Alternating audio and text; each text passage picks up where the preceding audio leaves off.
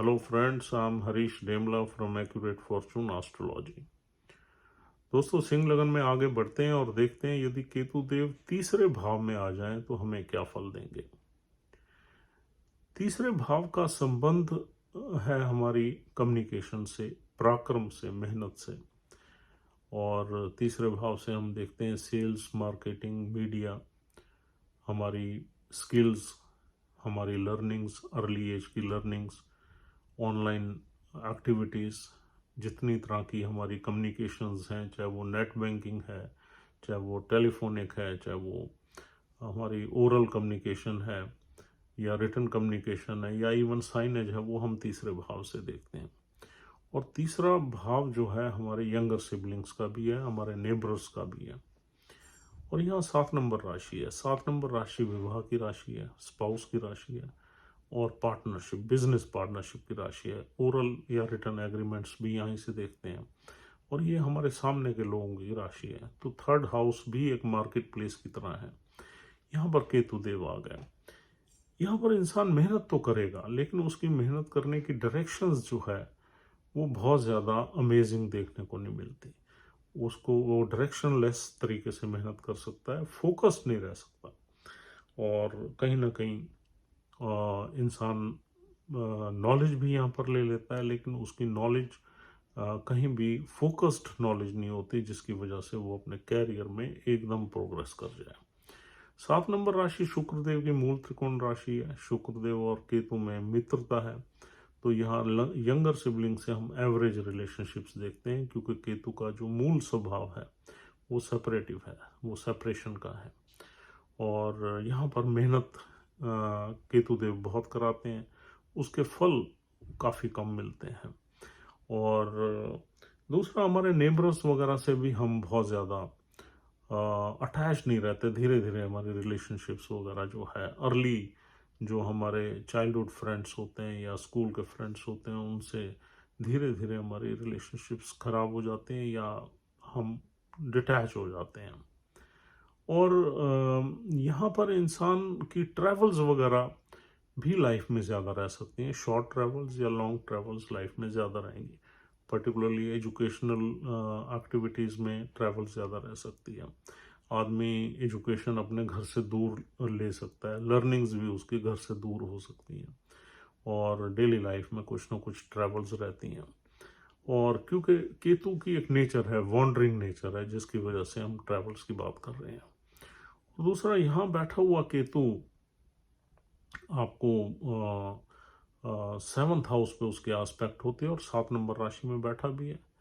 तो 7th house पे जब आस्पेक्ट रहते हैं तो केतु हमारी जो मैरिज है उसमें हमें डिसइंटरेस्टेड बनाता है और हमें कहीं ना कहीं डिससेटिस्फेक्शन रहती है। तो हम या तो शादी में घुसते नहीं हैं, अगर घुसते हैं तो बहुत लेट घुसते हैं, तो शादी का सुख यहाँ पर हमें पूरा नहीं मिलता।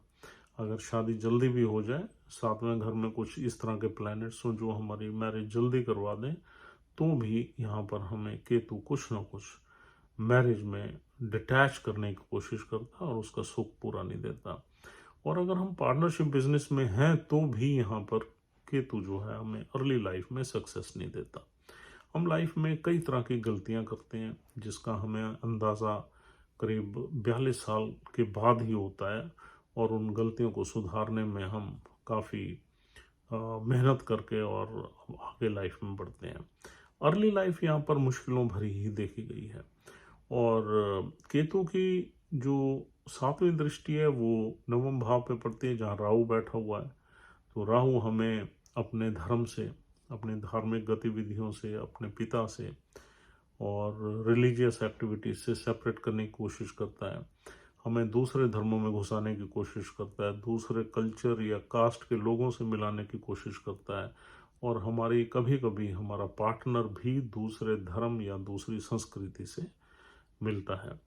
और दूसरा, 9वें भाव से हम देखते हैं इंटरनेशनल ट्रैवल्स, उसमें राहु हमें सपोर्ट करता है। केतु का उसमें रोल कम रहता है क्योंकि राहु वहाँ बैठा हुआ है, तो वहाँ पर हमें इंटरनेशनल ट्रैवल्स का एक्सपोजर मिलेगा, दूसरे धर्मों को जानने का एक्सपोजर मिलेगा, दूसरी नॉलेज या दूसरे ज्ञान को लेने की अपॉर्चुनिटीज़ हमें लाइफ में बहुत मिलेंगी और विदेश जाके भी हम एजुकेशन ले लेते हैं, क्योंकि 9th हाउस एजुकेशन का भी है और राहु जो है एलियन प्लैनेट्स है। और केतु की जो 9वीं दृष्टि है वो 11वें घर पे पड़ेगी। 11वां घर हमारी इनकम का है, नेटवर्क सर्कल का है, हमारे इच्छाओं का है, ड्रीम्स की अचीव पूरा होने का है और हमारी अचीवमेंट्स का है। छोटी मोटी बीमारियों का भी 11th हाउस है और बड़े सिबलिंग्स का भी 11th हाउस है। तो 11th हाउस से हम पैसा तो कमाते हैं, लेकिन उस पैसे में कुआ का रुकना बड़ा मुश्किल हो जाता है, क्योंकि ये केतु की दृष्टि उस पैसे में कुछ बरकत वगैरह बहुत ज़्यादा नहीं डालती। और हमारे जो नेटवर्क सर्कल होता है उससे भी हम धीरे धीरे छूटता रहता है, वो हमसे स्टेबल नहीं रहता because of the aspect of Ketu. और हमारी इच्छाएं पूरी होने में काफ़ी देरी हो जाती है। हमारे एम्बिशियस प्लान्स होते हैं, लेकिन उस प्लान्स में हम कहीं ना कहीं रुकावटें हमारी बनी रहती हैं, फेलियर्स बने रहते हैं। तो इस वजह से बीच बीच में परेशानियां, ब्रेक्स, ये वाली चीज़ें हमारी लाइफ में रहती हैं और इनकम में भी ब्रेक्स रहते हैं। और दोस्तों 11वें घर से हम देखते हैं एल्डर सिबलिंग्स, अगर एल्डर सिबलिंग्स हैं तो उनसे भी एक डिस्टेंट रिलेशनशिप यहाँ पर मिलती है। और अब यहाँ पर दोस्तों नक्षत्र, 3 नक्षत्र देखने को मिलते हैं। पहला नक्षत्र है चित्रा नक्षत्र, जो मंगल देव का है। अगर केतु देव मंगल देव के नक्षत्र में बैठ जाए तो केतु और मार्स जो है वो ज़्यादा कंपैटिबल एनर्जी नहीं है, क्योंकि केतु है तो मार्स का ही रूप, मार्स से मतलब मैनी टाइम्स ज़्यादा एग्रेसिव है, ज़्यादा ब्लास्टिंग है, ज़्यादा अग्नि है उसमें।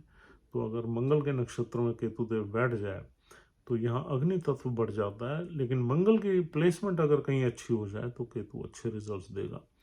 और मंगल अगर कहीं खराब बैठ गया तो यहाँ पर केतु हमें और ज़्यादा स्ट्रगल दे सकता है। दूसरा नक्षत्र है स्वाति नक्षत्र, जो राहु का है।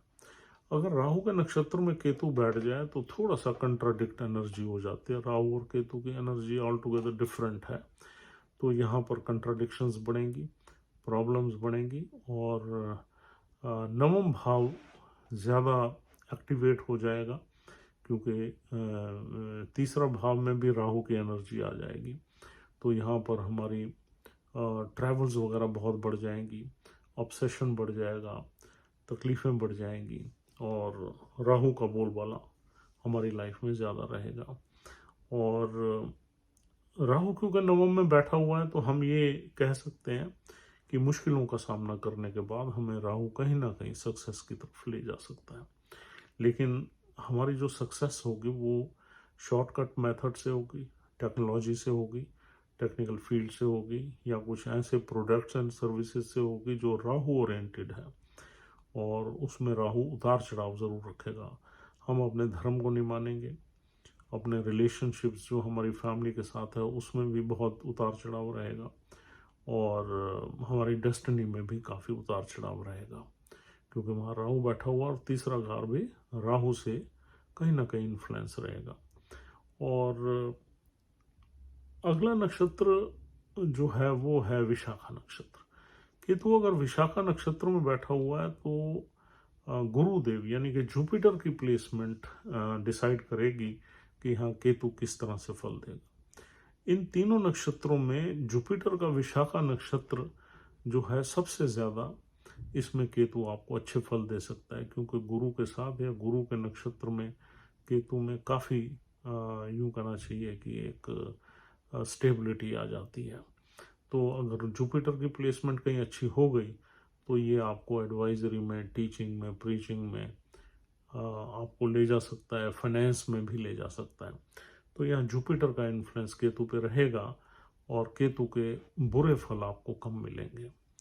अदरवाइज तीसरे घर में केतु अगर बैठ जाए तो हमें स्ट्रगल का सामना करना पड़ता है और हम कहीं ना कहीं केतु हमें मिसलीड करता है और प्रॉपर डायरेक्शन में स्ट्रगल नहीं करने देता और हमें काफ़ी देरी से पता लगता है लेट लाइफ में कि हम गलत डायरेक्शन में मेहनत कर रहे थे या स्ट्रगल कर रहे थे। तो दोस्तों इस तरीके के मिले जुले रिजल्ट्स यहाँ पर केतु हमें देता है, और जिसमें इन्फीरियर रिजल्ट्स हम अपने प्यार में, अपनी लव लाइफ में देखते हैं, करियर में देखते हैं, फाइनेंसिस में देखते हैं और मैरिज में देखते हैं। तो केतु का यहाँ बैठना, अगर हम इसको कंक्लूड करें तो बहुत ज़्यादा अमेजिंग रिजल्ट्स देखने को नहीं मिलते। दोस्तों, this is all for the day. उम्मीद करता हूँ कि ये प्लेसमेंट आपको समझ में आ गई है, और अगर आप हमारे वीडियोस को देखते हैं, पसंद करते हैं, तो इसे हमारे चैनल को सब्सक्राइब ज़रूर करिए।